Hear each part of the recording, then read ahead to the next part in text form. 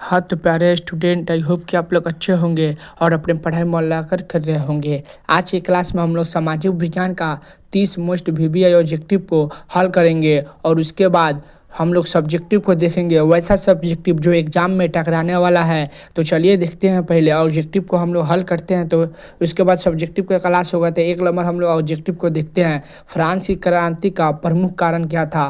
France की क्रांति का प्रमुख कारण क्या था? तो इसका आंसर हो जाएगा निरंकुश शासक। इसका आंसर हो जाएगा बी, निरंकुश शासक था। इसका आंसर हो जाएगा बी। इसी तरह हम लोग 2 नंबर सवाल देखते हैं। फ्रांस में किस शासक वंश की स्थापना वियना कांग्रेस द्वारा की गई थी?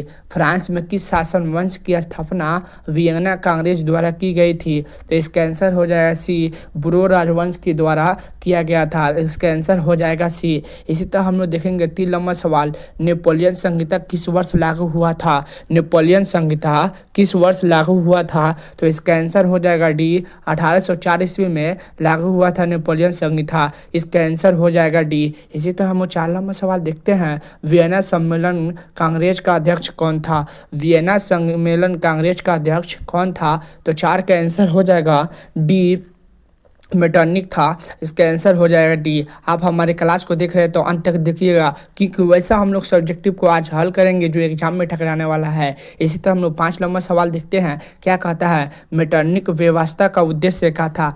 मेटरनिक व्यवस्था का उद्देश्य क्या था? तो इसके आंसर आप लोग बताइएगा। 5 के आंसर आप लोग बताइएगा कि मेटरनिक व्यवस्था का उद्देश्य क्या था। तो 5 के आंसर हो जाएगा पुरातन व्यवस्था की पुनः स्थापित करना। इसका आंसर हो जाएगा सी, पुरातन व्यवस्था की पुनः स्थापित करना था। इसका आंसर हो जाएगा सी। इसी तरह हम लोग देखेंगे 6 नंबर सवाल। मेटरनिक कौन था? मेटरनिक कौन था? तो मेटरनिक कौन था आप लोग इसका आंसर बताइएगा 6 का। तो मेटरनिक अस्ट्रिया का चांसलर था। इसका आंसर हो जाएगा ए, मेटरनिक अस्ट्रिया का चांसलर था। इसी तरह हम लोग देखेंगे 7 नंबर सवाल। क्या कहता है? किसने कहा था फ्रांस जब छींकता है तो बाकी यूरोप को सर्दी जुकाम हो जाता है? किसने कहा था कि फ्रांस जब छींकता है तो बाकी यूरोप को सर्दी जुकाम हो जाता है?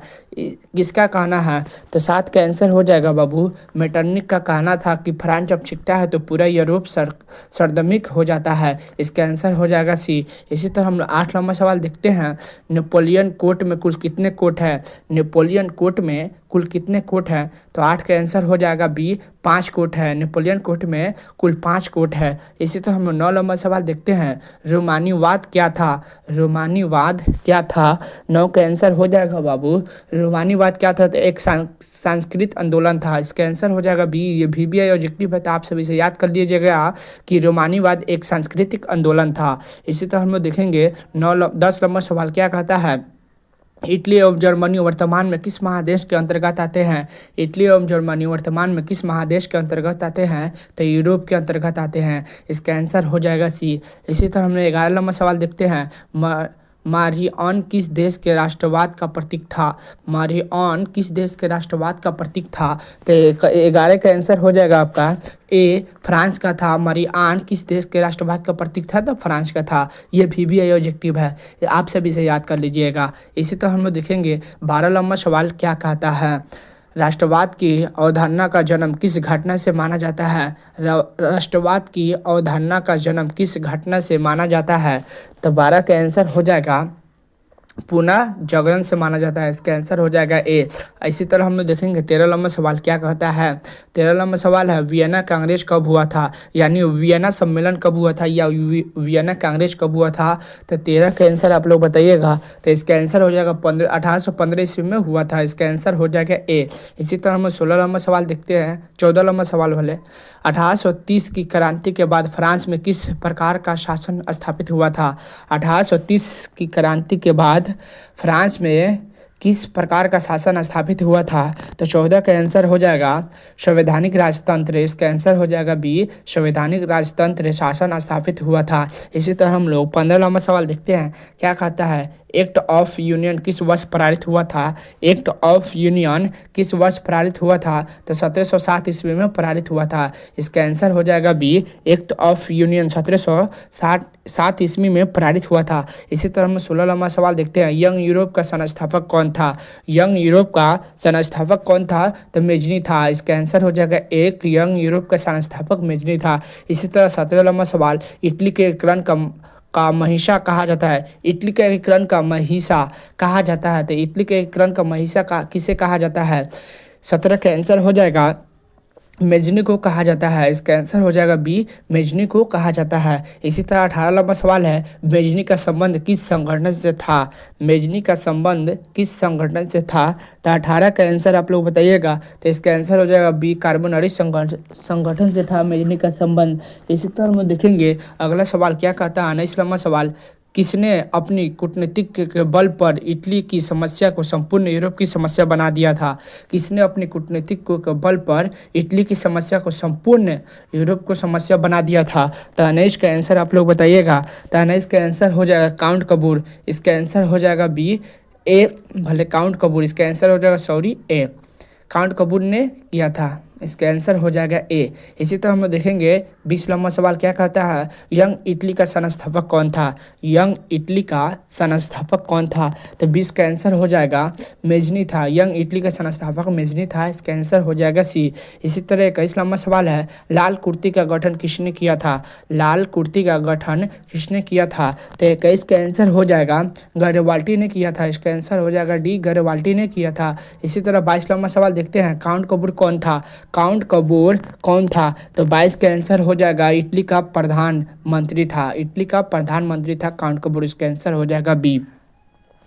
इसी तरह 23 नंबर सवाल देखते हैं, फ्रेंड ऑफ इटली नामक संस्था का गठन किसने किया था? फ्रेंड ऑफ इटली नामक संस्था का गठन किसने किया था? तो 23 का आंसर हो जाएगा डी, मेजनी ने किया था। इसका आंसर हो जाएगा डी, मेजनी ने किया था। इसी तरह 24 नंबर सवाल, कार्बोनरी की स्थापना किस वर्ष हुआ था? कार्बोनरी की स्थापना किस वर्ष हुई थी? तो 24 का आंसर हो जाएगा ए, 1800। इसका आंसर हो जाएगा 1810 ईस्वी में हुई थी। इसका आंसर हो जाएगा ए। इसी तरह हम लोग देखेंगे 25 नंबर सवाल, गैरिबाल्डी पेशे से क्या था?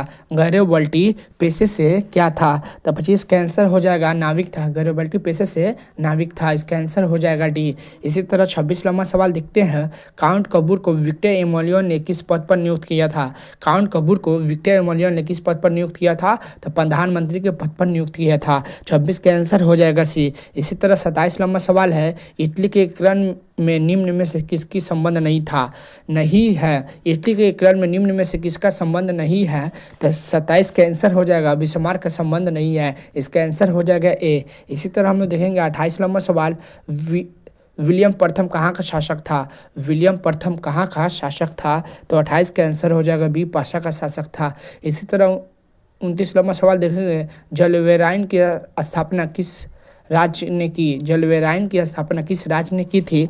तो 29 का आंसर हो जाएगा ए, पाशा ने किया था। इसके बाद हम लोग सब्जेक्टिव को देखेंगे। आपको ऑब्जेक्टिव में 29 में से कितना सही हुआ आप सब कमेंट करके बताएं। इसी तरह हम लोग देखेंगे सब्जेक्टिव, तो आप सब जुड़े रहिए।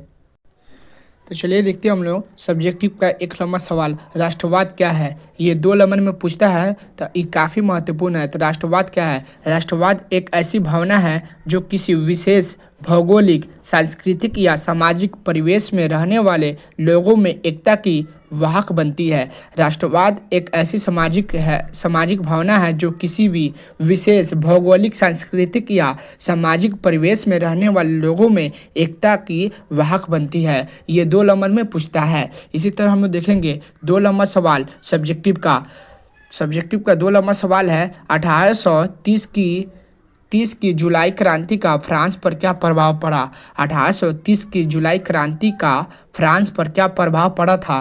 तो 1830 की जुलाई क्रांति के परिणाम स्वरूप फ्रांस में निरंकुश शासक राजशाही का स्थान संवैधानिक राजतंत्र ने लिया। इस क्रांति ने फ्रांसीसी क्रांति के सिद्धांतों को पुनर्जीवित किया तथा फ्रांस में उदारवादी मध्य वर्ग का राजनीतिक महत्व बढ़ा। इसका आंसर हो जाएगा ये भी 2 नंबर में पूछता है कि 1830 की जुलाई क्रांति का फ्रांस पर क्या प्रभाव पड़ा था। इसी तरह 3 नंबर सवाल देखते हैं सब्जेक्टिव का। तो लव एवं रक्त की नीति का क्या क्या था। रक्त एवं लव की नीति क्या था। रक्त एवं लव की नीति क्या थी या क्या था। तो इसी तरह इसका जवाब हम लोग देखते हैं। लव एवं रक्त की नीति का प्रतिपादन बिस्मार्क ने किया था। इस नीति के अनुसार सैन्य शक्ति की सहायता से पूर्व जर्मन प्रदेश का एकीकरण था। पूर्व जर्मन प्रदेश का एकीकरण था। लव एक रक्त की नीति का प्रतिपादन बिस्मार्क ने किया था। इस नीति के अनुसार सैन्य शक्ति की सहायता से पूरे जर्मन प्रदेश का एकीकरण करना था। इसी तरह 4 नंबर सवाल देखते हैं। मेटरनिक युग में क्या है। मेटरनिक युग में क्या है। तो 4 नंबर सवाल का आंसर है मेटरनिक के युग में ऑस्ट्रिया का चांसलर था। मेटरनिक ऑस्ट्रिया का चांसलर था।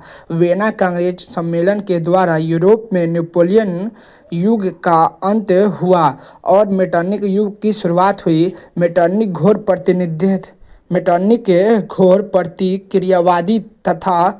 प्रतिक्रियावादी था तथा राष्ट्रवाद एवं गणतंत्र का विरोधी था।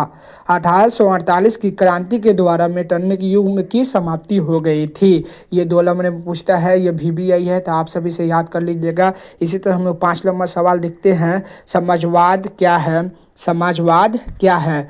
तो समाजवाद एक ऐसी विचारधारा है जिसके आधुनिक काल में समाज को एक नया आयाम दिया। समाजवाद उत्पन्न में मुख्यतः निजी सम्पत्ति की जगह सामूहिक स्वामित्व या धन के समान वितरण पर जोर देता है। यह एक विशेष अनुमतिक समाज की स्थापना चाहता है। इसे समाजवाद कहते हैं। इसी तरह 6 नंबर सवाल देखते हैं। खूनी रविवार क्या है। ये काफ़ी VBI महत्वपूर्ण प्रश्न है कि खूनी रविवार क्या है। खूनी रविवार क्या है तो आप सभी से पक्का याद करके जाइएगा। ये अपनी बार पूछेगा। तो रूस में 9 जनवरी 1905 ईस्वी को लोगों को समूह रोटी दो को नारा के साथ सड़कों पर प्रदर्शन करते हुए सेंट पीटर्सबर्ग स्थित महल की ओर जा रहा था, परंतु जार ने सेना इन निहत्थे लोगों पर गोलियां बरसाई जिसमें हजारों लोगों मारे गए। इसलिए इस दिन को रूस में खूनी रविवार कहा जाता है या लाल रविवार के नाम से जाना जाता है। तो आप सभी से याद कर लीजिएगा। खूनी रविवार काफ़ी महत्वपूर्ण प्रश्न है।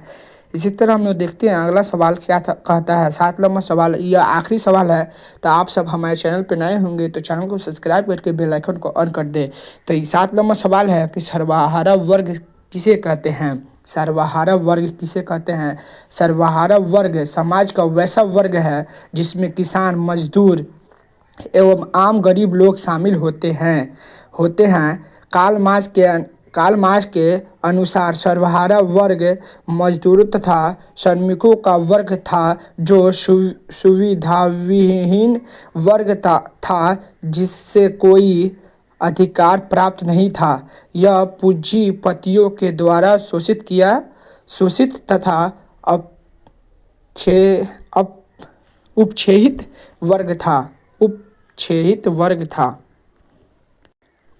वर्ग था। तो आप सभी से याद कर लीजिएगा सर्वहारा वर्ग किसे कहते हैं। ये 2 नंबर में पूछा है। 7 को जो हम सब्जेक्टिव करवाएं इसमें से 2 या 3 सब्जेक्टिव तो टकराएगा। तो आप सब हमारे चैनल पे नए हैं तो मेरे चैनल को सब्सक्राइब करके बेल आइकन को ऑन कर दें।